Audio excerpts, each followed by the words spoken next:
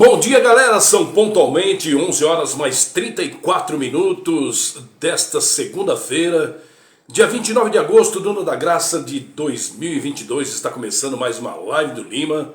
Sejam todos muito bem-vindos, tomara Deus que tenhamos todos aí uma semana promissora. Aliás, agosto está indo embora, agosto está nos deixando, agosto de 2022.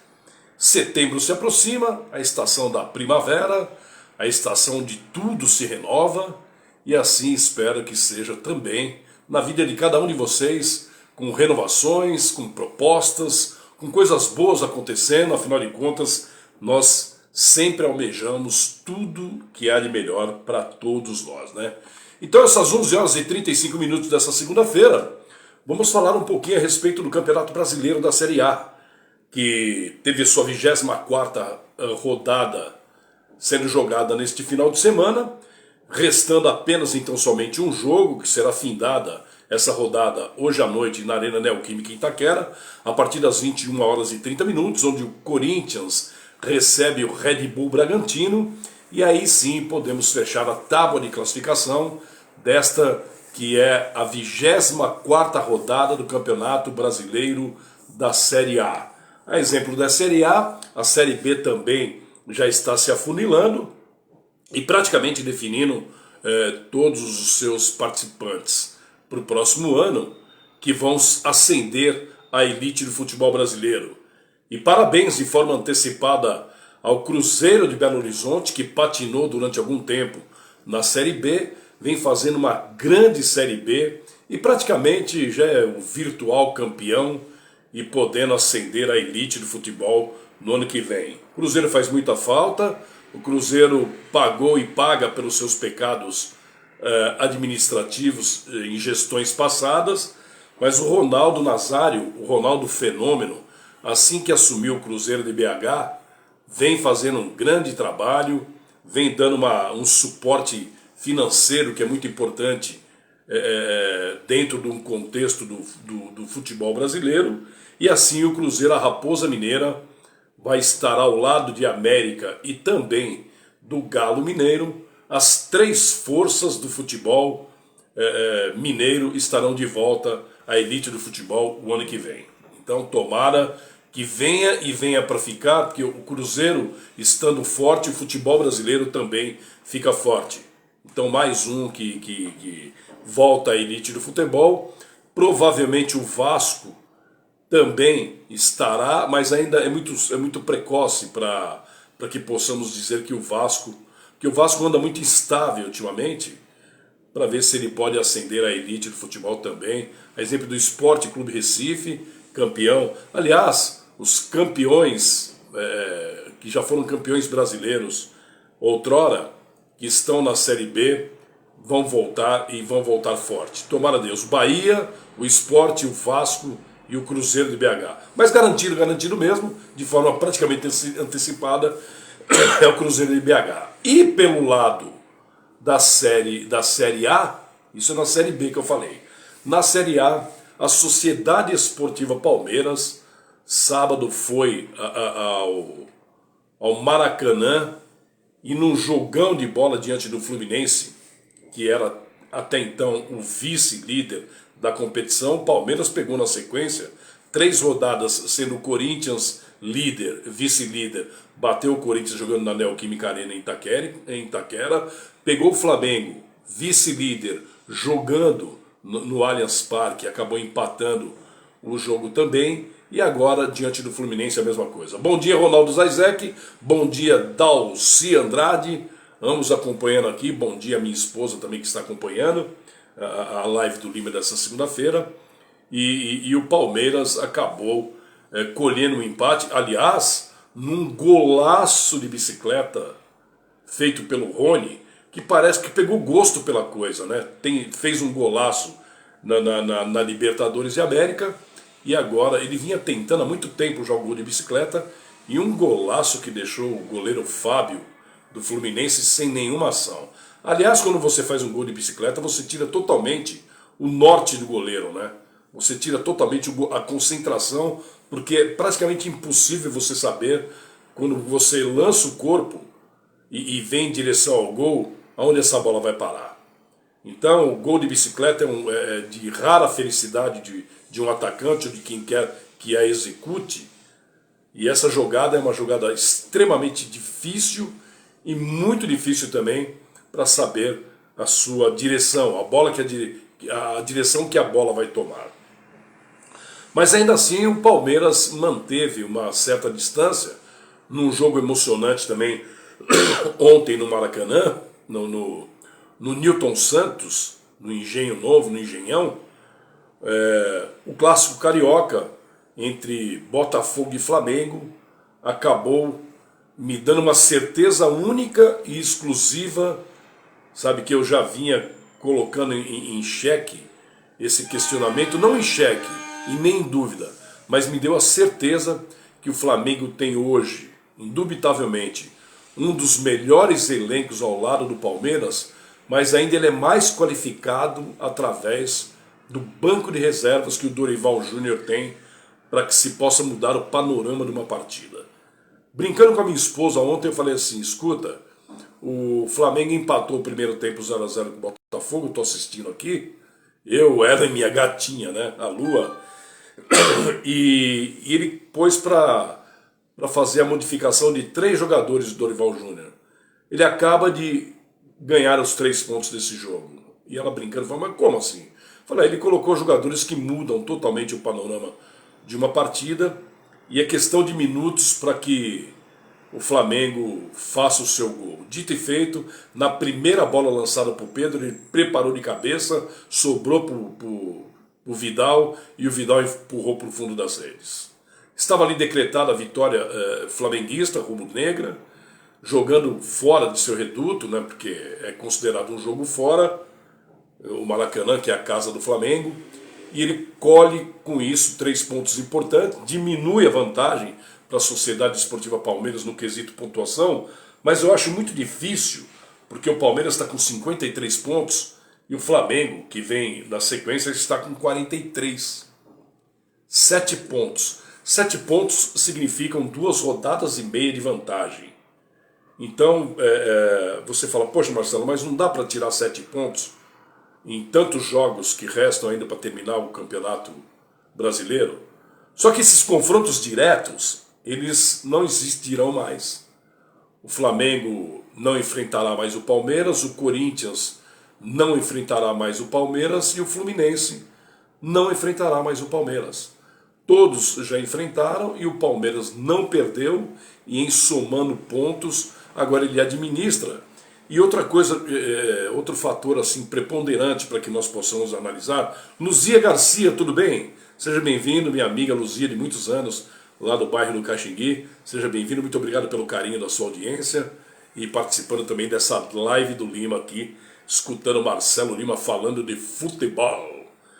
E esses confrontos não existindo mais entre os concorrentes direto ao título, eu acredito que a coisa possa se complicar ainda mais, porque, por exemplo, essa semana é uma semana de Libertadores de América.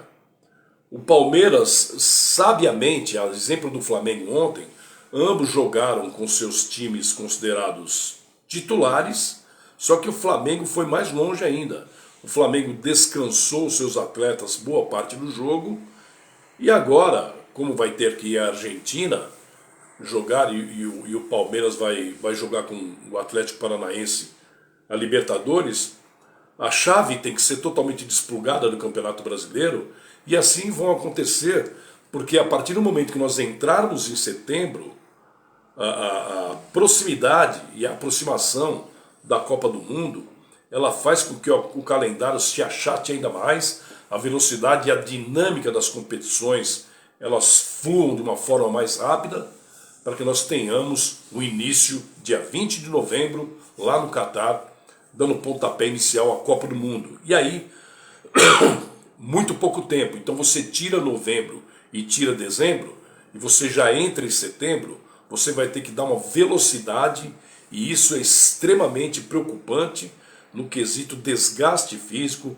para esses clubes que vêm procurando pontuar de maneira direta para ir em busca do Palmeiras. Então eu acho que essa administração que o Abel Ferreira do Palmeiras vai começar a fazer a partir de agora, que ele já veio elaborando esse sistema ao longo das disputas, seja a Copa do Brasil, seja o Campeonato Brasileiro, seja a Libertadores ou a própria Sul-Americana, que não é o caso do Palmeiras e do Flamengo, mas ambos eles vão se encontrar lá na frente pelo andar da carruagem, pelo que vem apresentando ambos os times. Indubitavelmente eles estarão fazendo mais uma vez, pelo segundo ano consecutivo, a final que será jogada em Quito, no Equador, da competição mais importante, que é a Libertadores de América, e eles precisam, mais do que nunca, acelerar cada vez mais o processo de aproximação dessa data final, e aí não pode cometer nenhum erro, nenhum equívoco, em que seja no plano físico, no plano tático, em pontuação, e principalmente agora começa a entrar em campo o que a gente chama de logística. Então, como o Brasil, Wagner Matrone, tudo bem? Muito bom dia para você também. Ronaldo Zaizek Cardoso, que beleza. Seja muito bem-vindo de volta também, tá, Ronaldo? E agora a logística entra em campo, porque o Campeonato Brasileiro é um campeonato, além de extremamente desgastante, a logística de distanciamento de um estado para o outro é muito enorme, muito grande. Ela é enorme em relação ao que é jogado, por exemplo, a Champions League, onde a Europa é concentrada com os países circunvizinhos ali muito próximos um do outro, então você vai de trem, você vai de avião, você tem um desgaste físico muito menor. Aqui não, aqui você está na cidade de São Paulo hoje, de repente você tem que jogar em Fortaleza, o deslocamento é muito longo, você vai para o Mato Grosso, né, Fernando Fiorda? Bom dia para você também. O deslocamento, a logística, ela é comprometida às vezes pelo desgaste que tem dentro de aeroportos, dentro de circulação das equipes. Aí você tem que usar o sintomático com o automático, que você tem que trabalhar na logística, a separação desses estados e como que você vai se locomover para deixar a sua equipe na ponta dos cascos. Isso é extremamente difícil, principalmente para quem visa uma chegada em grande estilo, como estão programando Palmeiras e Flamengo, que se porventura acontecer essa segunda decisão envolvendo ambos. O ano passado jogaram a final lá em Montevidéu, no estádio Centenário de Montevidéu, no Uruguai, e o Palmeiras já vinha num processo acelerado que houvera feito a final no ano anterior, em meio à pandemia, com o Santos no Maracanã. O Palmeiras conquistou o título, depois vai buscar de forma brilhante o segundo título no Uruguai diante do Flamengo, e agora esse jogo será cercado, se porventura acabar acontecendo, vai ser cercado de uma grande expectativa, porque o Palmeiras vai ter que segurar um Flamengo imbuído de reverter uma situação que lhe foi imposta lá no Uruguai, perdendo o título, e evidentemente querendo conquistar e não deixando o Palmeiras escapar para o seu quarto título, terceiro seguido, o seu quarto título na história, e assim o Flamengo indo buscar a igualdade também no quesito conquistas de Libertadores. É difícil? Não. É um jogo de difícil prognóstico. Mas a partir de agora, dentro desse... Primeiro tem que passar o Palmeiras pelo Atlético Paranaense e o Flamengo pelo time argentino também. Então, será tarefa das mais fáceis? Ou serão tarefas das mais fáceis? Evidente que não. Mas tudo aponta para que nós tenhamos uma final brasileira, mais uma vez, seria, se não me engano, a quinta vez na história da Libertadores que clubes brasileiros, São Paulo e Internacional já se enfrentaram, São Paulo e Atlético Paranaense já se enfrentaram, Santos e Palmeiras, Santos, Palmeiras e Flamengo, e Palmeiras e Flamengo de novo, se nós tivéssemos isso mesmo, a quinta vez. Então é extremamente desgastante essa competição e ela tem que ser, acima de tudo, muito bem trabalhada na sua forma logística. E aí você tem que trabalhar, como eu disse, o sintomático com o automático. Além da logística, você tem o plano físico, o plano tático, você tem que saber traçar todo aquele planejamento para que nada ocorra de anormal e tudo aponta para que tenhamos um Palmeiras e Flamengo de novo. E se houver esse jogo lá em Quito, no Equador, meu Deus do céu, aí o bicho vai pegar porque o Flamengo vai querer devolver o título que lhe foi tirado o ano passado em Montevidéu. Fernando Fiorda, eu trabalhei no Rio Branco do Acre no primeiro ano da Série C. 60 times, deixa eu ver aqui, que não vem tudo para mim. 60 times com um orçamento pequeno era muito difícil. É verdade, viu, Fernando? É verdade, aliás, a Série C, a Série D, a Série C, que eu cobri uma Série D, eu não me recordo o ano, mas eu já cobri uma Série B, aliás, eu já cobri todas as séries do Campeonato Brasileiro.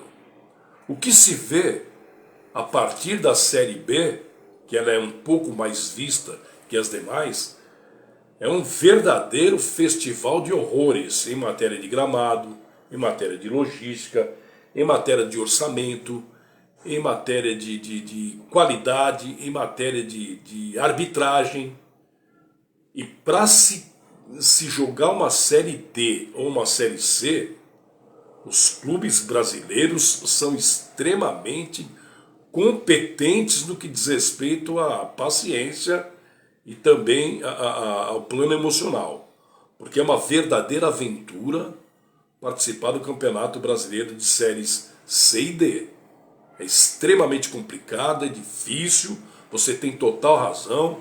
E olha, com 60 times, se nós temos 20 times na Série A e já essa coisa assim incontida no plano de organização, quem dirá na Série D, na Série C, como você está dizendo aí.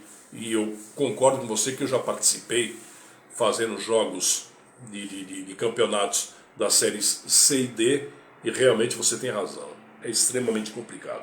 Voltando para o Campeonato Paulista, voltando a falar dos clubes paulistas dentro do Campeonato Brasileiro da Série A, quem não vem muito bem nas pernas é o São Paulo Futebol Clube, que ontem, apesar de pegar um Fortaleza que está, a partir do momento que saiu das competições importantes, principalmente a Libertadores, nas mãos do argentino Vojvoda, Juan Carlos Vojvoda, e vem ao Morumbi e através do Fernando Miguel pratica excelentes defesas e rouba, entre aspas, 3 pontos do São Paulo, o São Paulo chega a preocupar os seus torcedores porque em 2 partidas seguidas, sendo uma válida pelo campeonato brasileiro de ontem e a outra pela Copa do Brasil, diante do Flamengo na semana passada, ambos os jogos o São Paulo teve volume de jogo, mas o alvo totalmente errado. Ainda que ontem tenha sido eleito o melhor em campo, o goleiro Fernando Miguel, o São Paulo não pode perder ponto em casa. Dentre os clubes paulistas, para vocês terem uma ideia, que são 5 participantes, eu vou abrir aqui a tela do meu outro celular, se ele colaborar comigo, é evidente, mas olha, para você ter uma ideia, o Palmeiras está em primeiro, o Corinthians em quarto, depois vem o Santos em oitavo, o Red Bull Bragantino em 11º e o São Paulo Futebol Clube em 13º. E o que me preocupa na classificação do São Paulo, com esses 29 pontos, é o número de vitórias com o número de derrotas. O São Paulo tem 6 vitórias e 7 derrotas. E no meio do caminho coleciona 11 empates. E isso é extremamente complicado, porque na reta de chegada, esses clubes que vêm atrás do São Paulo, eles vêm babando para não quererem participar da Série B o ano que vem. Tirando o Juventude, que é o último colocado, em 20º lugar com 17 pontos ganhos, do Atlético Goianiense, que é o 19º, ao São Paulo Futebol Clube, que é o 13º, uma distância de 7 pontos os separam.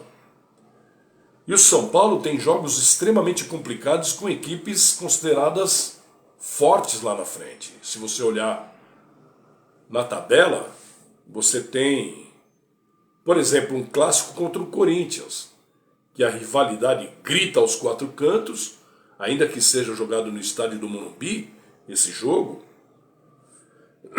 Essa rivalidade ela é acesa através de contagem de pontos e tenho certeza absoluta que o São Paulo vai jogar pressionado. O São Paulo vai jogar sob forte pressão, que já começaram a vir através das arquibancadas. Que, aliás, eu quero parabenizar o torcedor são paulino, que está em vias, se já não bateu no jogo de ontem, 1 milhão de torcedores comparecendo aos estádios, apoiando de forma incisiva, contundente e apoiando a sua equipe, independente do campeonato que ele esteja e a situação que esteja. O São Paulo está numa situação complicada dentro do Campeonato Brasileiro. Aliás, vem batendo na trave já há algum tempo. O São Paulo flertando com a zona de rebaixamento em alguns campeonatos passados. Tem aí esse safado nos últimos torneios de cair para a Série B. Ele, Flamengo e Santos Futebol Clube da elite do futebol são os únicos que não visitaram a Série B ainda. O Flamengo bateu na trave há alguns anos, o Santos volta e meia vive batendo na trave também, mas o São Paulo é extremamente preocupante, porque o São Paulo tem, além da Copa do Brasil, que tem que se haver com o Flamengo lá na frente em mais um jogo, lá para o dia 16, 15 ou 16 ou 17 de setembro, o São Paulo também tem a Copa Sul-Americana. Em ele não ganhando nenhum dos 2 torneios, ele corre sério risco de entrar em parafuso no Campeonato Brasileiro da Série A. Ah, mas e aí, Marcelo, e se ele ganhar a série, e se ele ganhar, por exemplo, a Sul-Americana? Está extremamente difícil e complicado depois que perdeu de 3-1 no Flamengo na Copa do Brasil, ele opta por jogar e tentar vencer a Sul-Americana. Tá, esse é um campo hipotético, né? No campo da suposição. E se ele não ganha também? Aí muitas coisas virão à tona e intramuros já se fala em descontentamento com muitas coisas que andam acontecendo. E como nós, jornalistas, hoje em dia não temos mais aquele livre acesso que nós tínhamos, aliás, nunca tivemos um livre acesso, mas nós tínhamos sim algumas informações, como setorista que frequenta diariamente os clubes. Então daqui o jornalista ele vai em busca de informações e ele colhe através de suas fontes, ou das suas maneiras, ou seu jeito de trabalhar, fatos importantes, comentários importantes, situações importantes, que acabam depois vindo à tona e alguém mexe na ferida e entra no âmago da questão para se discutir e dá até para dar um processo de aceleração em determinadas situações. Como, por exemplo, abre teu olho que você vai cair, falando para um técnico. Por exemplo, abre teu olho que você vai perder a posição, porque eu ouvi de determinadas pessoas que o técnico lhe falou. Ou, por exemplo, o seu contrato não vai ser renovado. Eu já ouvi isso de uma importante fonte vindo ou advinda de um conselheiro ou diretor.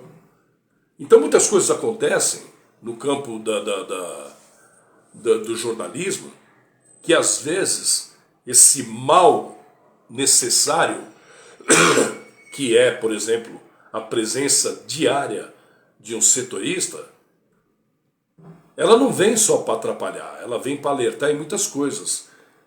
E tem muitas coisas acontecendo intramuros no São Paulo que com a não conquista, a Copa do Brasil é praticamente favas contadas. A menos que o São Paulo dê uma reversão total, né? Oswaldo Enzomel Moreira. A menos que o São Paulo dê uma guinada totalmente na história do que foi a partida aqui no Morumbi, onde perdeu de 3-1 do Flamengo jogando lá no Maracanã, com toda a diversidade que lhe será imposta, que o São Paulo vai jogar perante um público acima de 65 mil torcedores. A grande maioria, claro, torcendo para o Flamengo. Ganhar no Maracanã é extremamente complicado, não que seja impossível. Mas o Flamengo, se você for parar para pensar no frigir dos ovos, o Flamengo joga por 2 resultados. O Flamengo joga por um empate e por uma derrota até. O Flamengo, na verdade, joga por 3 resultados. O Flamengo joga por um empate em qualquer contagem. O Flamengo joga até podendo perder por 1-0. Não que ele vá jogar pela derrota, como se fala jogar pela derrota, mas até podendo perder por 1-0. E se ele perde por 2 gols de diferença, ainda assim ele tem a chance de levar para cobrança de penalidades a vaga para a grande final da Copa do Brasil. E aí o que entra em campo é o fator psicológico do atleta. Ele já entra pressionado a fazer o resultado, não podendo tomar um gol na invertida de um contra-ataque. E ainda que ele faça os 2 gols, que é complicado, porque o ataque do São Paulo, sabe, parece aquele parto a fórceps para fazer gol. É difícil. E quando faz, tem que estar numa noite inspirada ou num dia muito inspirado dos seus atacantes, principalmente Luciano e o argentino Jonathan Calleri, que o Luciano vem resolvendo as questões, mas volta e meia também ele anda com problemas físicos, porque o desgaste tem sido enorme para ele. O Luciano tem tirado o São Paulo de situações críticas já há um determinado tempo, e quando ele não se ouve bem em alguma partida, o São Paulo não vai bem. E o São Paulo tem feito gols através de Luciano. O Calleri parou de fazer aquela enxurrada de gols e tem a confiança no Patrick, que também tem no seu plano físico um comprometimento muito grande de desgaste, por ele ser extremamente forte. E o Nicão ontem também acusou uma dor na virilha e passa a ser problema. Ou seja, a Copa do Brasil para o São Paulo, se eu sou, por exemplo, o treinador Rogério Ceni, eu abdico dessa Copa, já entrego a vaga praticamente ao Flamengo, é claro que saindo de uma forma honrosa dentro do Maracanã, não sendo colocado à inteira disposição de uma goleada ou de um time tão perigoso como é o Flamengo e o portentoso ataque do Flamengo, que não acredito que virá com força máxima para cima de São Paulo, porque ele já está visando as 2 competições que se afunilaram, que é a própria Copa do Brasil e também a Libertadores de América, além do Campeonato Brasileiro, que ele pode jogar a toalha sabendo que ele não tem mais condições de alcançar o Flamengo, do Palmeiras, mas ainda assim há um desgaste no plano físico. Mas o São Paulo precisa mais do que nunca acordar. E outra coisa medonha também que vem dando medo de assistir são os jogos do Santos Futebol Clube. Então esses dois clubes paulistas, dois grandes que coincidentemente jamais visitaram a Série B ao longo da disputa do Campeonato Nacional, um dos dois pode cair. Vinham brigando até 2 rodadas atrás para ver quem era o pior dos paulistas. E o Santos acabou, através da vitória diante do próprio São Paulo, ganhando uma gordura. Mas ontem, meu Deus do céu, aquele jogo contra o Cuiabá é para esquecer. É para esquecer aquele jogo. Então vem preocupando extremamente. Se eu sou o Rogério Ceni, por exemplo, eu jogo a toalha no campeonato da Copa do Brasil, viso a Copa Sul-Americana, tento ganhar para estar qualificado para a Libertadores do ano que vem, e aí eu me dedico na reta de chegada, na linha de chegada do Campeonato Nacional, doa a quem doer, e quem tiver estourado ou não vai entrar em campo, porque eu não posso cair. Porque eu caindo, além de eu visitar a Série B pela primeira vez na minha história, cai tudo também, cai o aporte financeiro, a premiação já não é a mesma. Quem não está precisando de dinheiro? Quem não está precisando de dinheiro? São Paulo Futebol Clube não está precisando de dinheiro? Ah, porque nós temos o nosso estádio, que a torcida está colaborando. Aliás, a torcida ficou muito chateada e preocupada no jogo passado, diante do Flamengo, onde a renda foi uma coisa de maluco. 5 milhões e pouco, claro que é um baita dinheiro. Só que os 51 mil torcedores, que poderiam ser acima de 62 mil, mas 10, 11 mil não faz diferença, não faz o caramba que não faz. E mesmo assim, majoraram o preço dos ingressos, onde colocaram um preço que o torcedor são paulino não está acostumado a pagar. Ah, o estádio é meu, tudo bem. Mas, poxa, se ele está comendo aquela carne de pescoço de um bom tempo para cá, ajudando o time em campo, chega na hora de pegar o pedacinho do filé mignon, não querem dar esse pedaço a ele? Achei que foi muito mal a diretoria de São Paulo ter majorado o preço dos ingressos para a torcida tricolor no jogo diante do Flamengo. Paga-se muito para ver uma qualidade não muito grande e uma qualidade boa do São Paulo. E a torcida é quem teve que pagar esse preço, e justamente no momento mais crucial e onde precisaria sim de mais apoio do torcedor, empurrando para cima do Flamengo, que dizem, ainda acreditam muitos, que torcida não ganha jogo. Eu não diria isso. Eu que sou um repórter de gramado, de beira de gramado, falo para vocês que a pressão exercida, vinda das arquibancadas ou do torcedor, quando ele quer empurrar o seu time para cima do adversário, ela mexe e muito com quem está no gramado.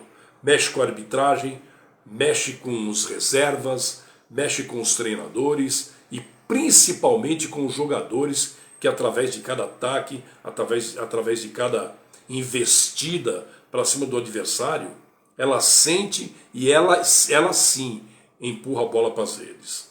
Queiram alguns céticos dizerem que não, mas isso acontece e eu estou no mundo do futebol há 30 anos e já vi coisas do arco da velha. Então foi muito mal a diretoria de São Paulo em majorar o preço dos ingressos para o torcedor mais humilde e na hora de um jogo tão importante quanto foi diante do Flamengo. Virando a página contra o Flamengo, o São Paulo depois, agora ele tem na Sul-Americana, o Atlético Goianiense, que todos viram o que fez com o Corinthians, lá jogando principalmente em Goiás, e depois todos viram também o que aconteceu com Goiás, com o Atlético Goianiense, jogando diante do Corinthians, onde a fiel torcida acabou ganhando o jogo também. Porque aí o Corinthians se inflou, se inflamou, se encheu de brio, sabendo que houvera perdido 2-0 lá, essa reversão de resultado deveria acontecer, Mas não é sempre que acontece isso. E para piorar um pouco mais a situação, o Atlético Goianiense dispensou nesse final de semana o treinador Jorginho, que vinha entrando em rota de colisão com a diretoria e alguns jogadores insatisfeitos, e agora o Atlético Goianiense vai se imbuir vai respirar novos ares, e jogadores que estavam descontentes com o técnico, que existe isso também no plano no mundo do futebol, em jogador derrubar treinador, existe sim, por mais que tentem me demover da ideia que não existe, eu já vi muita coisa acontecer também por esse lado. Então o Jorginho não é mais o treinador, e aí vão querer mostrar através das chances que vão ganhar, e diante de quem? Diante do São Paulo, e a Copa Sul-Americana passa a ser de extrema dificuldade nas semifinais para o São Paulo avançar e chegar à finalíssima desse torneio, que vai jogar o campeão para a Libertadores do ano que vem. Então o São Paulo está numa verdadeira sinuca de bico, essa que é a grande verdade, e se não tomar tento da situação séria que está passando, o São Paulo vai acabar chafurdando na lama, indo parar para a Série B o ano que vem, complicado que vai ficar do Campeonato Brasileiro após as eliminações precoces, tanto na Copa do Brasil quanto na Sul-Americana, caso isso não venha acontecer. Uma já está praticamente decretada, que é a não participação do São Paulo em dar continuidade à Copa do Brasil. Acho extremamente difícil. É impossível? Não. No mundo do futebol nada é impossível. Mas eu acho muito difícil reverter a situação imposta pelo Flamengo aqui no Morumbi, quando perdeu de 3-1 o tricolor e agora precisa jogar lá buscando o resultado. E além de ter que buscar o resultado, coisa extremamente complicada, tem que se resguardar no seu plano defensivo para não levar nenhum gol e aí não jogar a toalha de vez. Então, eu me encheria de brio, deixaria o São Paulo pelo menos com a casinha totalmente fechada lá atrás, ou empata, ou perde de pouco, ou busca uma vitória magérrima, mas sai de cabeça erguida da Copa do Brasil. E aí concentra-se todas as atenções para a Sul-Americana, diante do Atlético Goianiense, e aí depois, concomitantemente, se faz esse plano paralelo com o Campeonato Nacional, porque ainda dá tempo do São Paulo abrir os olhos, e caso isso não aconteça, cada rodada que vai passando do Campeonato Brasileiro da Série a pressão vai ser exercida de uma forma mais intensa, e o São Paulo não tem condições de aguentar o que está por vir aí, caso isso venha acontecer. A torcida do São Paulo está com o time no limite, e para estourar as coisas tendem a piorar cada vez mais. Falei do Corinthians, falei do São Paulo, falei do Palmeiras, falei um pouco do Flamengo, falei da Copa do Brasil, falei da Sul-Americana. E é claro que a gente passa a ter uma situação extremamente complicada dentro da Copa do Brasil também. Eu não digo para o Corinthians, porque o Corinthians ele tem um plano que eu achei até perigoso. Eu coloquei a semana passada que o Corinthians se acostumou a perder jogando fora. E venderam a ideia, e eu não sei quem foi que vendeu essa ideia para o Corinthians, e o treinador comprou essa ideia, que a Arena Neoquímica em Itaquera é o reduto ideal para o Corinthians fazer e fabricar os seus resultados longevos dentro de qualquer competição. Eu vejo como uma situação complicada essa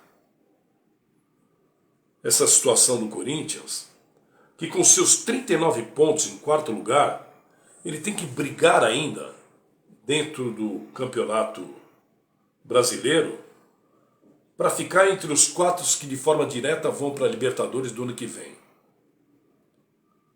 Só que aí ele tem diante de um concorrente direto, que é o Fluminense, através do empate que ele colecionou no Maracanã na Copa do Brasil em 2-2, ele tem esse Fluminense também à sua frente, justamente na tábua de classificação do Campeonato Brasileiro. E daí, o Corinthians precisa de resolver o que quer da vida. Ele quer ganhar a Copa do Brasil, e para ganhar a Copa do Brasil ele vai ter que passar pelo Fluminense, nem que seja através da penalidade, porque já se houve um empate em 2-2 no Maracanã, mais um empate nos 90 minutos, leva a decisão da vaga para a final da Copa do Brasil através de cobrança de pênaltis. Ou ele busca de forma direta uma vitória simples, e ambos os times com uma vitória simples se qualificam para a final da Copa do Brasil, que pode, lá na frente, ser contra quem? Flamengo. E aí é que mora o grande perigo. Porque se perder mais uma competição da forma que perdeu, e foi que saiu, por exemplo, da Libertadores, jogando um pífio futebol e com uma campanha ridícula dentro da competição mais importante que é a Libertadores, o Corinthians foi alijado da competição mais importante do calendário para os clubes brasileiros, que é a Libertadores, de uma forma vexatória. Passou na Bacia das Almas pelo Boca Juniors, através de pênaltis, e depois foi aniquilado pelo Flamengo. E aí lá na frente, a única certeza que o Corinthians tem passando do Fluminense e chegando na final é que ele terá um aporte financeiro de 25 milhões em caixa, que é o prêmio concedido ao vice-campeão da Copa do Brasil. Já o campeão da Copa do Brasil leva a singela bagatela de 60 milhões para casa, mas a única garantia que o Corinthians vai ter da certeza de alguma coisa no que tange ao seu futuro é que ele terá em seus cofres a substancial quantia de 25 milhões. Que, convenhamos, é um bom dinheiro. Porque, sincera, franca e honestamente, ganhar do Flamengo lá na frente não será tarefa das mais difíceis, das mais fáceis, e sim das mais difíceis que o Corinthians terá de se deparar. Mas, poxa, Marcelo, você acabou de dizer que é até possível o São Paulo ganhar do Flamengo, e o Corinthians não pode ganhar, por exemplo, na Arena Neoquímica com um gol contra novamente do menino que fez o gol do Flamengo lá na Arena Neoquímica. Futebol ele é cercado por seus grandes mistérios, né? Mas a certeza que nós temos cada dia é que hoje não se faz o futebol que fazia-se há 20 anos atrás. Eu não vou nem por 30, mas há 10, 15 anos atrás não se praticava o futebol que se pratica hoje, que é um futebol de força física, é um futebol de velocidade, é um futebol de jovialidade, mas o plano físico conta demais, e o Corinthians não tem nem técnica suficiente, nem elenco suficiente, e um time que possa fazer frente ao Flamengo hoje. Essa é a grande verdade. Eu sei que eu sou corintiano também, e muitos corintianos ficam chateados comigo. Falam, pô, Marcelo, você fala mal do nosso time assim abertamente. Não é falar mal, eu falo a verdade. Hoje o Corinthians não tem, em relação ao Flamengo e ao Palmeiras, as mesmas condições de igualdade que ambos vão fazer lá na frente, que é Palmeiras e Flamengo, decidindo um torneio importante que é a Copa Libertadores, e pelo segundo ano consecutivo. O Corinthians joga assim através da sua força, que o principal nome do Corinthians chama-se fiel torcida. E aí quando o Vitor Pereira e alguns jogadores vendem a ideia ou compram essa ideia para depois tentar repassá-la, que a Arena Neoquímica é o produto mais forte que o Corinthians tem para se conquistar alguma coisa, eu ponho em questionamento que o Corinthians não está preparado para conquistar nenhum dos dois títulos. Aliás, a Copa do Brasil eu acho extremamente complicada para o Corinthians pegar o Flamengo. E o Campeonato Brasileiro, então, esquece. O Corinthians não vai. O Corinthians comprando essa ideia, ou tentando vender essa ideia, de fazer pontuação só em casa, esquece. O Corinthians tem uma campanha extremamente complicada quando joga fora de casa. É um time que, se não fede, não cheira, ele só fede porque não cheira. E não consegue pontuar nem contra equipes grandes e nem as equipes médias ou inferiores a ele. Fez sim um excelente começo de campeonato, onde todos falavam assim, poxa, mas o Corinthians é o único time dentre os 20 que jamais saiu da zona de pontuação, sendo do primeiro ao quarto colocado, e que dão classificação direta a Libertadores de 2023. Aí eu pergunto, um grande clube como o Corinthians entra numa competição como o Campeonato Nacional, visando única e exclusivamente a participação em outro torneio do ano seguinte, ou ele entra para ser competitivo e ganhar? Mas aí, Marcelo, você está falando que o Corinthians não... O Corinthians é o único entre os 20 que manteve-se. Manteve-se até agora, mas restam quantas rodadas, queridão? Ou queridona? E a continuar assim, escolhendo jogos para se ganhar em casa, o Corinthians vai se ver numa situação complicada se não ganhar a Copa do Brasil, que lhe dá a vaga direta à Libertadores do ano que vem. Vai ter que jogar pré-Libertadores ou até ficar fora da zona de pontuação para Libertadores do ano que vem, vide Campeonato Brasileiro.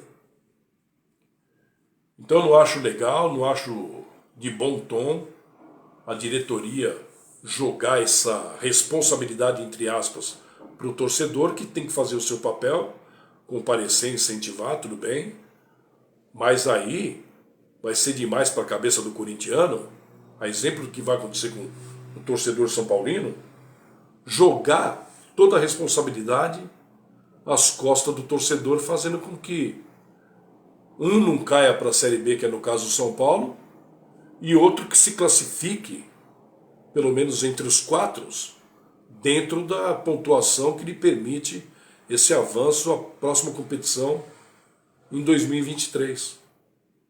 Então é extremamente complicada a situação do Corinthians também, tá? Muito complicada no que diz respeito a isso. Mas, como diria o velho poeta, o futebol é cercado de grandes mistérios e ele é uma caixinha de surpresas. Essa é uma frase que, meu Deus, futebol é uma caixinha de surpresas. Não, não é. O futebol, quando bem trabalhado, bem jogado, ele não é. Bom, para encerrar esse nosso bate-papo gostoso dessa segunda-feira na minha live, ainda ontem eu postei uma matéria, ontem, domingo, eu postei uma matéria no qual, mais uma vez, eu coloco, e é claro que divide opiniões e eu respeito todas, no que diz respeito à inserção de ex-jogadores de futebol no mundo do jornalismo esportivo. Ainda há pouco, antes de eu entrar em matéria aqui, eu estava eu vou até dar o nome do...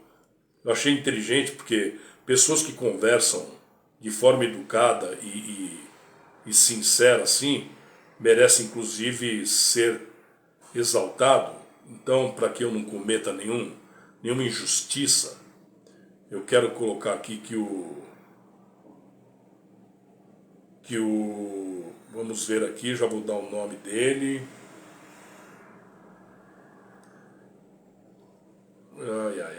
Vamos lá.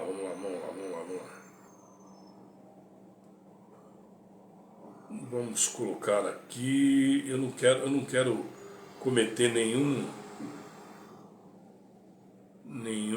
injustiça falando o nome da pessoa errada, ou se Ronaldo Aquaviva, né? O Ronaldo, aliás, extremamente educado, muito educado, diga-se de passagem. Ele é de Santos, né? Mora em Sorocaba, ele é de Santos. E eu postei ontem uma matéria e ele me fez um questionamento, né? E faz assim: será, Marcelo, será que um jornalista formado entende mais de futebol que um ex-jogador profissional? E aquilo me deixou pensativo. Depois nós conversamos de uma maneira educada, em alto nível, e eu gosto, parabéns, viu, Ronaldo? Gosto de conversar com pessoas assim, não aquelas pessoas que sejam agressivas. E ele encerra a nossa conversa dizendo que o futebol é a coisa mais importante dentre as coisas sem a menor importância, que o Arrigo Sacchi, ex-treinador da seleção italiana, acabou dizendo essa frase, que ela é comumente usada pelo Milton Neves. E eu fiz o meu direto ao assunto hoje, tentando explicar a todos que talvez não tenham entendido, que eu não sou veementemente contra a inserção de jornalista na área esportiva. E sim, a forma como eles são colocados dentro desse contexto, por quem são colocados, tá? E a qualidade do que nos entregam. Eu não posso jamais dizer, por exemplo, que um tostão não sabe nada escrever a respeito de futebol. Ele é médico, um ex-jogador e não é jornalista.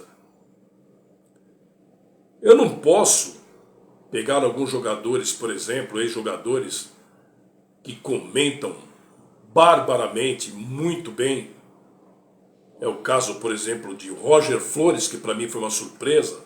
É o caso do Pedrinho, que jogou no Vasco. É o caso de um Ricardinho, que passou pelo Corinthians. Só que o nível intelecto dessas três pessoas que eu falei é de um grau elevado. Eu não vou citar as pessoas que estão dentro do contexto do jornalismo esportivo e não precisa ser formado para ser comentarista, claro. Eu não quis dizer isso. Religiosamente não tem que o cara ter um diploma para se comentar futebol. Mas ele tem que ter, acima de tudo, a percepção de quem também não é formado em futebol, entende do riscado. Eu cito, por exemplo, um cara que foi um excelente técnico de futebol, que acabou falecendo e foi treinador de seleção brasileira, o Cláudio Coutinho. Cláudio Coutinho, me desculpem. O Cláudio Coutinho nunca deu um chute na bola. Mas ele sabia, como poucos, os meandros que o futebol tem para que ele pudesse desempenhar na sua carreira um brilhante papel. Mas o que anda nos entregando, ultimamente, por exemplo, e a quantidade de formados em universidades que procuram uma chance dentro dessas grandes emissoras, é de cair o queixo. E aí o cara entra numa faculdade, numa universidade, procurando fazer o jornalismo, porque exercer o jornalismo não é tarefa das mais fáceis. Então eu não quis dizer, não quero dizer que o cara tenha que ser jornalista para ser comentarista, mas que ele nos entregue coisas boas.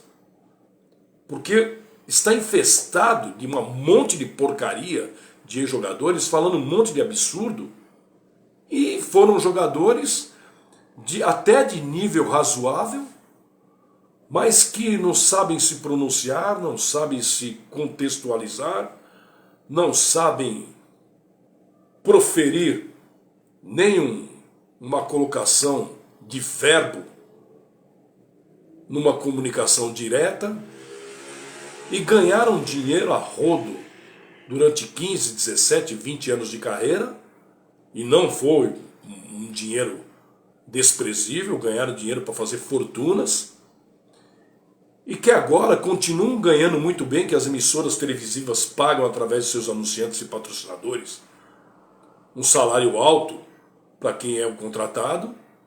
Ah, mas eles não ganham o que ganhavam antes. Não me interessa isso. O que me interessa é que eu vejo muito parceiro de profissão que é formado em universidade que nem isso ganha. E tem muitos atuando na área atualmente, do jornalismo, que não ganham R$2.000, pessoal. É porque o pessoal não tem coragem de falar isso, ou vergonha de dizer isso. E eu sou o tipo do cara que eu combato isso já para mais de 15 anos. Não que eu não queira a entrada desses jogadores, ou ex-jogadores, no mundo do jornalismo, mas que eles nos entreguem uma qualidade melhor do que nós estamos acostumados a ter. E nós temos brilhantes jornalistas desempenhando papel, jornalistas esportivos desempenhando papel, que jamais deram um chute na bola, mas conhecem muito bem também do escado. Então essa troca, eu acho que deveria ser, inclusive eu coloco no meu direto ao assunto de hoje, que eu acho que para cada um contratado de ex-jogador de futebol, que essas grandes emissoras fazem, deveríamos ter 5 recém-formados. Eu não estou nem dizendo que é em relação a... Eu estou me aposentando agora em dezembro. A partir de janeiro eu não quero saber absolutamente mais nada de futebol. E eu não vou, ficar batendo cabeça com ninguém da área, mas eu vou continuar defendendo a minha classe jornalística esportiva. Que o que fazem com o jornalismo esportivo é uma barbaridade em relação ao descaso com que tratam a nossa profissão. O jornalista esportivo não ganha bem, diferentemente do que muitos pensam, que ganha horrores, é uma mentira, é uma falácia. O jornalista esportivo, ele sofre uma barbaridade com ausência familiar, com viagens constantes, tá? Um enfrentamento e afronta de pessoas que acham que só porque ganham um pouco mais, no caso jogadores, técnico, comissões técnicas e algo voltado ao mundo do futebol, eles desprezam o repórter, desprezam o jornalista, eles atendem com desdém a muitos casos que eu estou cansado de ver. Então não é porque eu vou largar, eu vou me aposentar agora em dezembro, que eu vá virar as costas, como o nosso sindicato vira as costas para nós. Então eu acho que no mundo do jornalismo, deveria sim, essas grandes emissoras de rádio e televisão, para cada contratado que jogou futebol e viveu uma vida ostentando luxo, coisas boas, que colocasse 5, pelo menos, 5 jornalistas formados para se atuar no campo e na área de atuação profissional do jornalismo esportivo. Aí eu acharia justo sim. Quanto isso, tá? Nós vemos jogadores que não sabem, com perdão da palavra, fazer um ó com copo. Não sabem fazer um ó com copo. Falando e vociferando besteiras, e o pior de tudo, afrontando o verdadeiro jornalismo. Eu não preciso de canudo. Não, você não precisa de canudo. Mas jornalista, na sua essência, Ele tem conceitos, preceitos, tem éticas, tem normas a serem seguidas e não ser atropelado a toda hora, simplesmente que vocês estão em alguns lugares que os colocaram apadrinhados que são, que essa é a grande verdade. Esse apadrinhamento causado pelas grandes empresas, tá? Não queiram tapar o sol com a peneira e dizer que é através de Ibope, porque não tem. A audiência se dá com o que você entrega de bom, de melhor que você tem. E não é através de ex-jogadores e popularidade conquistada dentro de gramado.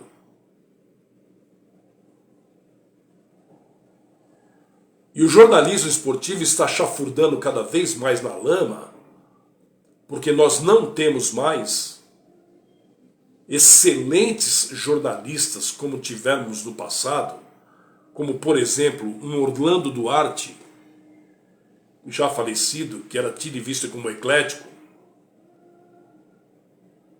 como vários jornalistas boníssimos espalhados que nós temos até hoje, atuantes, mas nós temos muitos ex-jornalistas não que não vai ser ex, mas temos ex-profissionais que atuavam na área, desempregados por conta deste volume intenso, maciço e descabido de profissionais que estão sendo colocados para se comentar uma coisa que não precisa, como o meu amigo disse, Ronaldo, não precisa de ter diploma ou ter canudo para se comentar futebol. Mas precisamos de respeito e ética profissional. Isso eu, por exemplo, eu exijo. Assim como ele, por exemplo, ele se colocou de forma brilhante, e obrigado, viu, Ronaldo, que foi um assunto que nós debatemos em grande estilo, em alto nível, e é assim que tem que ser. Ele expôs a situação dele, eu exponho a minha, da minha classe, que na minha visão, depois de conversar com ele, e antes de vir aqui conversar com vocês a respeito desse importante assunto, eu fico a pensar só no seguinte: nós estamos entregues em mãos de pessoas onde o descaso e a omissão se faz presente a todo instante.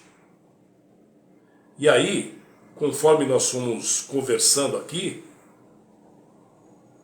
aí ele entendeu a minha situação e eu entendi também o seu questionamento quanto ao o que ele quis dizer e o que eu escrevi dentro do contexto que é meramente profissional. Paulo César Machado está assistindo, obrigado. É isso aí, Marcelo, hoje só tem Tigrão, de Juarez Soares. O que é um Tigrão, né? Deixa eu ver aqui, deixa eu passar aqui para ver.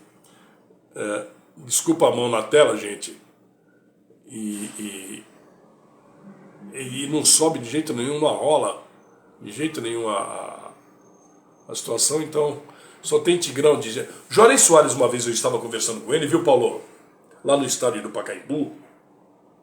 E nós já havíamos discutido uma vez, estava eu, ele, se eu não me engano, o Henrique Guilherme, era um outro jornalista de uma outra emissora. Nós íamos, antes de eu descer para o gramado, nós batemos um papo. Então, na época, o Fiore era vivo ainda. E pelas cabines se dá proximidade muito grande, uma da outra ali do lado, que tinha o lado das cabines do interior do outro lado do Pacaembu, e o lado das cabines do pessoal de São Paulo e das grandes emissoras de televisão do outro lado também, né? Do portão principal, os portões monumentais, o Paulo Machado de Carvalho. Para quem entrasse pelo portão principal, do lado direito, as cabines de rádio e televisão da capital e grandes emissoras, e do lado esquerdo, as dos visitantes e do interior de São Paulo, ou dos visitantes de uma forma em geral. E conversando com o Juarez Soares, estava um frio, mas estava um frio naquela quinta-feira. Eu vou lembrar que foi quinta-feira, porque foi um jogo de Libertadores que nós fomos fazer. E eu não ia para o gramado, mas eu ia ficar postado onde os jornalistas ficam ali, à frente das cabines, e conversando com o Juarez, ele falou assim, olha, o meu medo, Marcelo, é que lá na frente, com esse avanço, com essa progressão da mídia, né, em relação à tecnologia avançada, com internet, coisa e tal, que muitas pessoas lá na frente vá se imbuir de um brio enorme de querer achar que eles são verdadeiros jornalistas, quando na verdade eles só são passadores de informações. Aí eu perguntei para ele, Juarez, eu chamava ele de China, né? Falei, China, exemplifica para mim isso aí. E como todo visionário, porque eu nos meus quase 30 anos de jornalismo esportivo, eu aprendi na essência do jornalismo que o jornalista ele tem que ter o preceito número 1 dele é com a verdade. E graças a Deus, eu peguei Oswaldo Pascoal na minha frente, eu peguei Juarez Soares, peguei Orlando Duarte, na época de repórter, Cândido Garcia, no começo da minha carreira, Fausto Silva,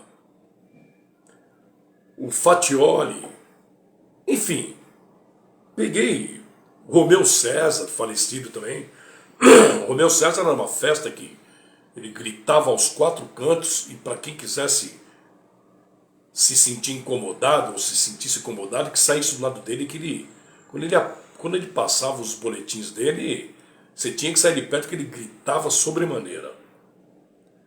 Mas eu fui aprendendo com essas pessoas o que é ser um verdadeiro jornalista. E nessa quinta-feira o China me falou, eu tenho preocupação lá na frente o que vai acontecer, né, Décio Clemente, tudo bem? E esse dia chegou. Esse dia chegou, o China nos deixou há bem pouco tempo, né, que ele nos deixou, faleceu. E eu lembro que conversando também com o Enio Rodrigues, também falecido Enio Rodrigues, no Canindé, ele houvera me dito a mesma coisa, e estava muito no começo. Ainda naquele tempo, estava começando, e essa pessoa está aí, contar essa história, que é o Félix Simplício, né? E o Félix, ele fazia os scouts para as grandes equipes do futebol paulista. Palmeiras, Corinthians, São Paulo, mais o Palmeiras, né? E nesse dia o China falou para mim, Marcelo, eu tenho medo que o pessoal acha que pode comentar, fazer futebol de uma maneira muito simples e objetiva assim, porque eles vão ter através da tecnologia todo o suporte necessário, achando que pode desprezar uma faculdade e que pode ser desprezada a carreira em si ou a profissão em si de um jornalista. E ele me falou uma coisa que, mesmo depois de morto, né, ele me põe a pensar, e agora o Ronaldo questionando, será que vale a pena mesmo a gente estudar bastante para tentar, através dos nossos esforços, um lugar que você sabe e tem a certeza nítida, plena e convicta que você jamais vai ser chamado? E o China me falou, ele falou assim, Marcelo, você vai ver muito desemprego, e ele acontece na atualidade, de jovens que foram ludibriados, iludidos, com a falsa impressão que o jornalista esportivo ele é a coisa mais sensacional do mundo. Aí conversando com o Henrique Guilherme também, o Henrique me disse a mesma coisa. E são pessoas, essas todas que eu falei, calejadas no mundo do jornalismo que sabem muito bem, assim como eu já estou deixando o jornalismo, né, que a tendência é que se avance para o pior. Tem gente hoje que acha que é narrador de futebol, e confesso a você que, olha, tá uma porcaria, mas ele quer ser narrador de futebol, porque ele viu lá atrás o José Silvério, ele viu lá atrás o Osmar Santos, ele viu lá atrás, sabe, ou senão ele vê, ele se espelha hoje num Milton Leite, ele se espelha hoje no Éder Luiz, num Dirceu Maravilha, no Oswaldo Maciel, no recente José Silvério, que está temporariamente parado por falta de oportunidades dentro de grandes emissoras. E aí eu fico me questionando se vale a pena. Por exemplo, eu tenho 2 formações acadêmicas, graças a Deus. Eu sou jornalista e fiz tecnologia de soldagem pela FATEC também, né? Então, praticamente um engenheiro. Eu sou um tecnólogo. E eu sei o quão é difícil você se dedicar a um estudo de faculdade, universidade, o quanto tempo você despende de dinheiro que você despende, de ausência familiar, quanto tempo você despende de diversões, porque você tem que estar concentrado única e exclusivamente para se formar, de trabalhos teóricos e práticos que você tem que executar. Aí o cara trabalha o dia inteiro. Eu tenho uma sobrinha que está morando com a gente aqui, e eu vejo o grau de dificuldade que ela tem em passar o dia inteiro trabalhando. Literalmente, ela trabalha num lugar que é extremamente puxado, ainda mais para uma pessoa que está começando, iniciando a carreira dela agora, e que tem que ir para a faculdade, que nela vai daqui a pouco à noite, né? E que tem que estudar e dar atenção. Ela está fora do seu âmbito familiar, está morando conosco, né? E que ainda assim, a dificuldade, porque passa o dia inteiro fora. Aí, se ela vira para mim e fala: tio, eu quero ser jornalista esportiva, eu não, sinceramente falo: não, vai procurar ser alguém na vida. Porque descaracterizaram tanto a nossa profissão, que eu vejo que aqueles todos profissionais lá atrás, no qual me calquei de muito cuidado, em querer não copiá-los, mas sim segui-los à risca, como sendo eles os profissionais que eu iria tirar como exemplo, e tiro até hoje, graças a Deus, tá? Hoje eu, como um profissional que está deixando a profissão agora em dezembro, categoricamente afirmo que não daria o aval de quem quisesse falar para mim que quer ser um jornalista esportivo. Vá ser jornalista, mas não esportivo, porque fizeram da nossa profissão uma verdadeira gangorra de oportunistas com oportunidades, e alguém está levando vantagem nisso. Quem é? Não me pergunte. Portanto, eu olhando no semblante de cada um de vocês, e se quiserem me encontrar em estádio de futebol ainda vão me encontrar, ou pessoalmente,